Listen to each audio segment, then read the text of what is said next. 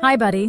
Today we're taking a trip to Egypt with one of its most beloved dishes, Hawawshi. This traditional recipe features a deliciously spiced meat filling tucked inside a soft, warm pita, and it's sure to add a burst of international flavor to your kitchen. Here's what you need: 500 grams of ground beef, or lamb if you prefer, 1 finely chopped onion, 3 cloves of minced garlic, 1 red bell pepper chopped small, a generous handful of chopped fresh parsley, 2 tablespoons of tomato paste, 1 teaspoon of ground cumin, 1 teaspoon of ground coriander, a pinch of chili powder for a little kick, plus salt and pepper to taste, and a couple of Egyptian pita or baladi breads. First, preheat your oven to 400 degrees 200 degrees.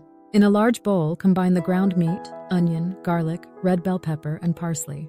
Mix in the tomato paste along with the cumin, coriander, chili powder, salt, and pepper. Make sure the spices are evenly distributed for that perfect flavor punch. Next, carefully cut a pocket into each pita bread. Stuff the bread generously with your spiced meat mixture, pressing it down firmly to secure all the flavors inside. Place the stuffed pitas on a baking sheet lined with parchment paper and pop them into the oven. Bake for 20 to 25 minutes, or until the meat is fully cooked and the bread turns beautifully golden and crisp on the edges. Once done, slice them up and serve hot.